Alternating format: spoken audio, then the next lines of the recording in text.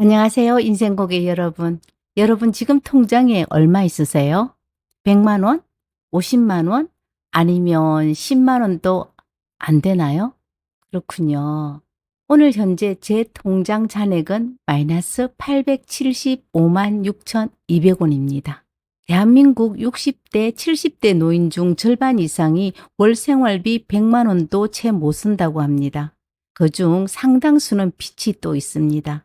저 또한 요즘에는 수입보다 지출이 많은 관계로 빚이 가득합니다.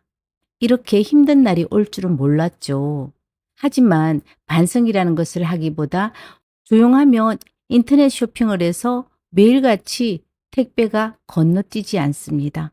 손님보다 택배 배달원 분을 더 많이 마주합니다.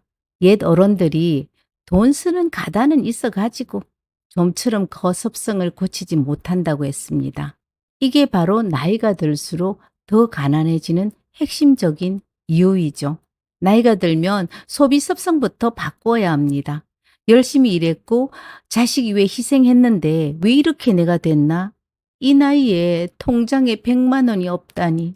오늘은 그 이유를 적나라하게 파헤치고 실제 사례와 함께 앞으로 어떻게 살아갈 수 있는지를 말씀드리겠습니다.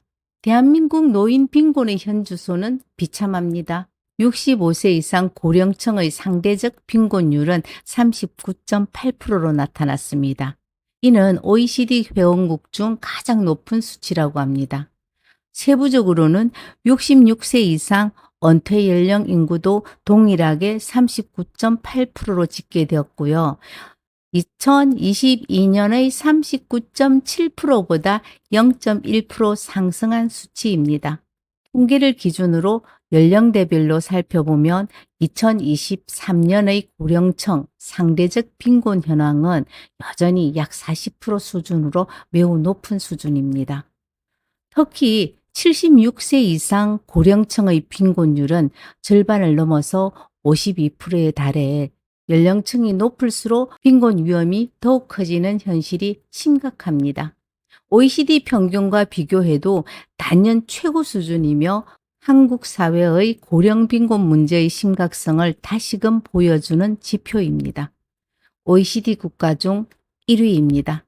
자랑이 아니라 부끄러운 일위입니다. 국민연금 월 50만 원 미만 수령자가 절반 이상이라고 하는데요. 그래서 저 또한 빚쟁이가 되어 있나 봐요.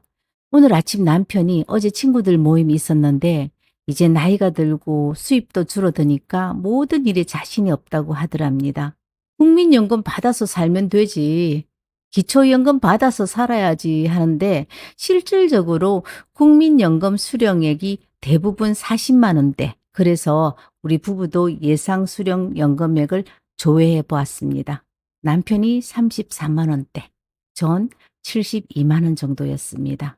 너무 웃긴 게 남편이 우리 수입이 100만 원은 되겠다면서 무척이나 좋아했습니다. 이게 좋아할 일이냐고요.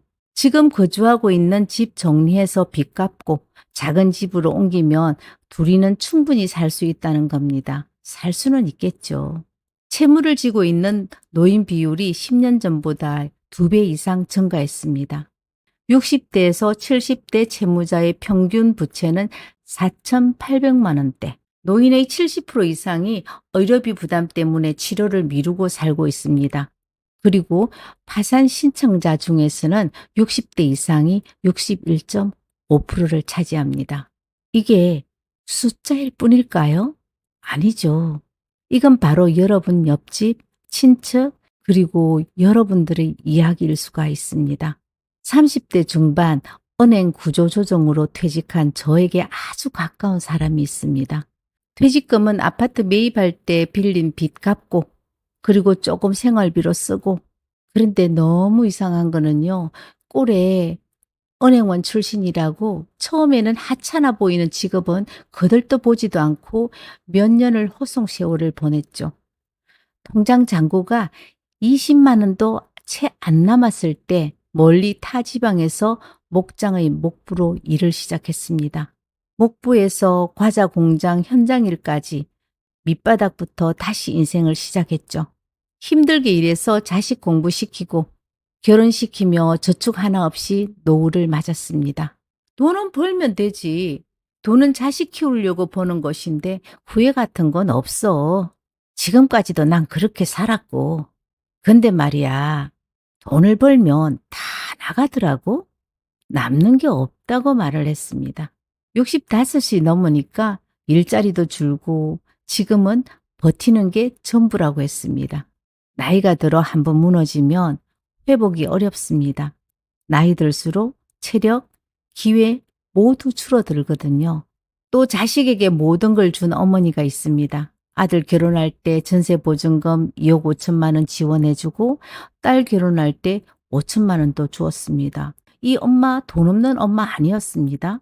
3억이면 상당히 큰 돈이잖아요. 요즘은 많이 변했지만 자식이 나중에 보살펴 주겠지 하는 그런 부모들의 믿음이 사실 있거든요. 현실은 아들 부부는 처갓집이 있는 캐나다로 이민을 갔고 딸은 자기 자식 키운다고 부모에게 용돈 주기도 힘듭니다. 생활비를 아무리 줄여도 매달 대출이자 40만 원대도 힘든데 여기서 병원비며 약값에 하루하루가 힘들어 갑니다. 어머니는 이렇게 말합니다. 아들, 딸 잘 되면 나도 행복할 줄 알았지. 근데 지금은 연락도 한 달에 한 번 올까 말까 해. 내가 아플 때 누가 옆에 있을까? 난 그게 정말 두렵고 무서워. 한국의 부모 세대는 자녀 교육과 주택 마련에 전 재산을 쏟았습니다. 하지만 노후는 스스로 준비하지 않으면 아무도 보장해 주지 않습니다. 자식이 부모의 보험은 아닙니다. 그리고 또 보증 한 번에 무너진 노후도 정말 많이 있습니다. 동생아, 제발 한 번만 도와줘. 누나의 말에 인감도장 찍고 보증을 썼습니다. 2년 후 부도가 나고 1억 3천이 넘는 빚을 떠안고 결국 집은 경매로 날리고 월세 전전하다 기초연금이 수입의 전부이자 전 재산으로 살아갑니다. 거절했어야 했는데 사람 믿었는 것이 잘못이었어. 나이 들어 빚쟁이가 되는 게 이렇게 비참한 줄 난 몰랐어. 보증은 가족, 친척이라도 절대 쓰면 안 됩니다. 노후를 지키는 가장 빠른 길은 절대 빚을 안 지는 것이거든요. 빚은 노후를 굉장히 압박을 합니다. 나이가 들면 소득은 줄어드는데 대출이자나 원금 상환 같은 빚은 매달 꼬박꼬박 나갑니다. 이게 있으면 기초연금이나 자녀에게 도움을 받아도 적은 연금으로는 생활비가 턱없이 부족합니다. 고정지출 부담 정말 힘들어요. 매달 갚아야 하는 빚이 있으면 그 자체가 불안의 근원이 됩니다. 혹시 아프면 병원비는 어떡하고? 이자도 못 내면 이 집은? 이와 같은 걱정이 심리적 압박으로 남습니다. 노후에 빚이 있는 경우의 특징을 살펴보면 전세 보증금 반환, 주택담보대출, 집 때문에 진 빚이 가장 많습니다. 사업 실패로 진 빚, 자녀들의 결혼, 주택자금, 학자금 대출, 보증 등 자녀로 인해서 진 빚, 특히 자녀 관련 빚을 내가 갚아야 한다는 의무감이 부모들에게는 강하게 있죠. 빚만 없으면 살겠다라는 말 알고 계시죠? 노인들이 생활비 자체는 아주 많지 않아도 됩니다. 노인 대부분은 소비 패턴이 크지 않아서 최소한의 생활비로도 버틸 수 있습니다. 적은 연금, 기초연금이라도 버틸 수 있다. 빚만 없으면 월 100만 원에서 150만 원 수준의 수입으로도 먹고 입고 병원 다니는 기본적인 생활은 가능하다는 계산이 깔려 있습니다. 빚이 없다는 건 이제 더 이상 누구에게 쫓기지 않는다는 심리적 해방감을 의미합니다.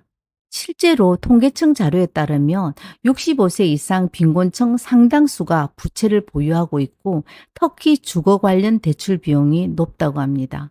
이 빚이 소득보다 커지면 빚 없는 빈곤보다 훨씬 더 절망적인 상태가 됩니다. 결국 이 말은 수입이 적어도 괜찮다. 제발 갚아야 할 빚만 없으면 남은 여생은 버틸 수 있다라는 절실한 바람이자 노후 생활 안정의 가장 기초 조건을 뜻합니다. 왜 이렇게 빚쟁이가 됐나 싶죠. 저 같은 경우에는 무리한 주택 구입과 불규칙한 수입, 그리고 절제하지 못하는 소비 습관으로 빚쟁이가 되었죠.